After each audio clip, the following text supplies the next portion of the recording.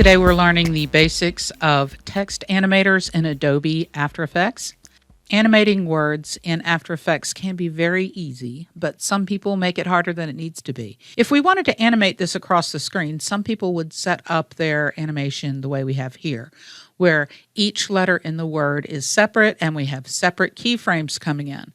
The problem here comes if we want to add a new property, say scale or something like that, we've got to adjust every single keyframe. This is much harder to do than it needs to be. The way that you need to animate text is using something called a text animator. You can see here that we have actually three properties animating. We have position, scale, and rotation all happening at the same time, and there is only one keyframe. This is using something called an animator, and it is keyframed the range selector. The first thing to learn is that the keyframing happens on the range selector, not on the properties. So we are not going to keyframe position, scale, or rotation. We are going to keyframe range selector. Let's look at another one that I've done. On this one, if I click U to see what has been keyframed, you'll see there's only one set of keyframes, even though we're dealing with a lot of different things at one time. What is actually animated here is position, scale, rotation, and hue. So how did I do that? So I'm in the workspace show all panels for this. So I've typed out something that has at least 3 words in it.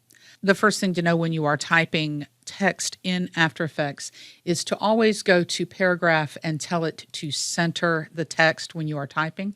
The reason we do that is you can see right here, if you center, the anchor point will be in the center. If you tell it to left justify, notice that it has put the anchor point to the left. Most of the time when you are animating, you want it to be in the middle. So if you always type things with center justification, it automatically puts the anchor point in the middle for you, and that just makes things easier. So we have this ready to go. I'm going to swirl this open and notice that there is this little animate button here on my text. I'm going to go ahead and click on that and add a position animator. And we have something called an animator with a range selector. Now the first thing to notice is original transform is still here. So there is a position transform right here. Never mess with this transform when you're dealing with text animators. Think of it as this is a piece of paper. The words are here, are typed on that piece of paper. If you scale or move the position down here, you're moving the entire piece of paper. We really just want to keep that transform closed and only deal with stuff up here in the text when you are animating text. What you want to do is tell it where do you want this position to be when this animation starts. So I want it to be off the screen to the top. So I'm just going to move these until it goes off of the screen. So it's going to start there, and then by the time it's finished, it's going to end up down here. And notice it left the anchor point in the original position that it was. So it's going to start up there, it's going to end down here. Now there's no keyframes so far, that's fine. I had told you range selector is what we need to animate. So let's open up the range selector. When this starts, we want it to look like this right here. So let's go ahead and start our keyframes on the start of the range selector. When it starts, we want it off the screen. In about 2 seconds, we want it to be on the screen. So I want this range selector to have finished at 100%. Now, the animation is happening.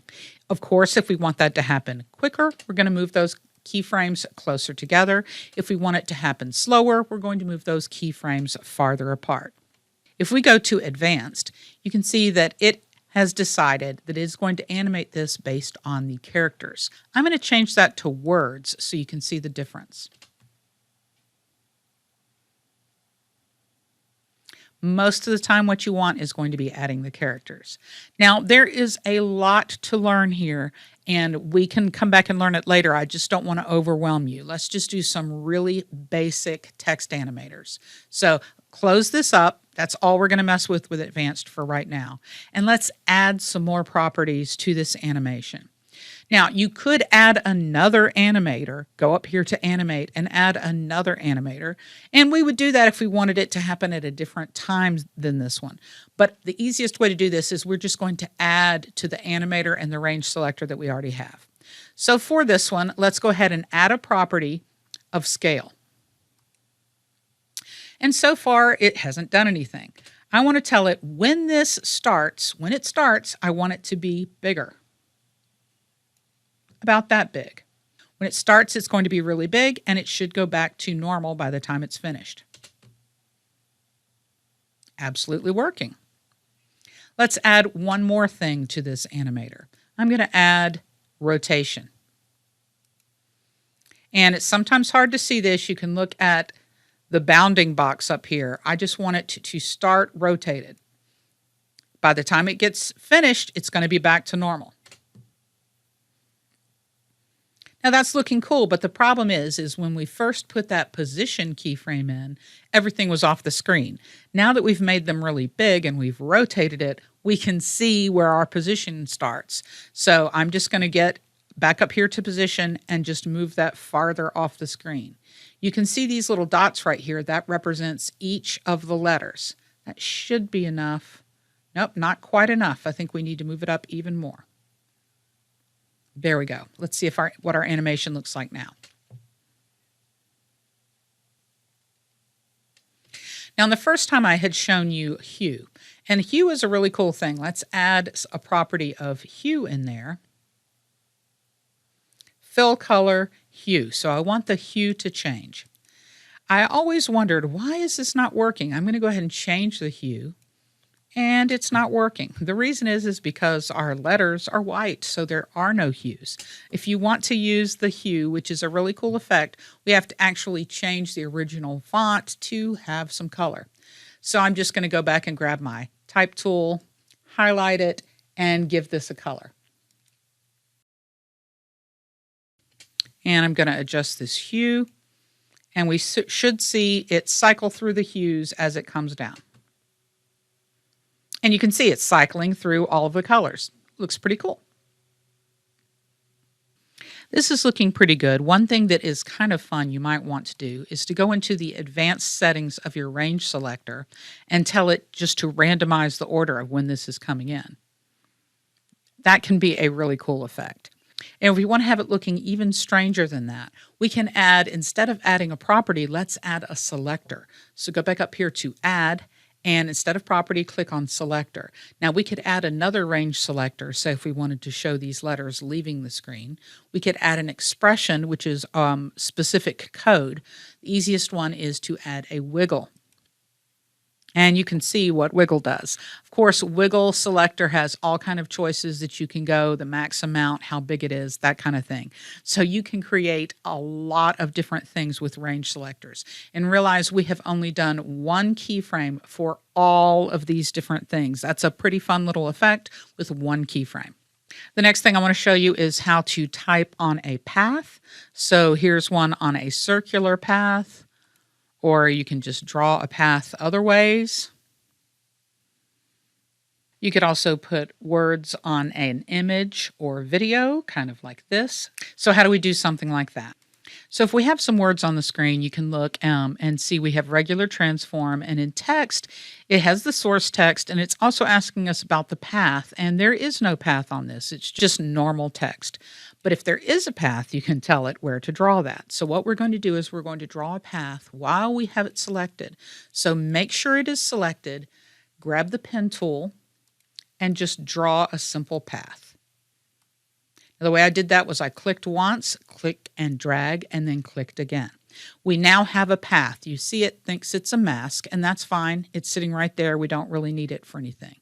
When we go back up to path options now, and we choose path, it sees there is a path here. So we're going to tell it we want it to use that path we just made. And you can see that it has now put it on the path. So the easiest thing to keyframe here would either be the first margin or the last margin, depending on how you want this to come in. So if you want it to come in from there, you would do it like that, or you can minus it. If you want it to leave the screen, you can do last margin or do it opposite. So either one works. I'm going to reset both of these. And let's use first margin. So we want it to end up like this. I'm going to go ahead and turn on keyframing at the end keyframe where I want it to be. When it starts, I want it to be off the screen, which would be a negative number. So mine is about negative 1300. So it has automatically made a keyframe for me. Let's hit play with the space bar. There you go. That is how you do text on a path. There are a lot of choices. You could also add an animator while it is coming on the path. Let's go ahead and do a scale while that's happening. Let's have scale happen. So I'm going to go ahead and do our range selector. When it starts, it needs to be like that. By the time this is over, let's have it finished.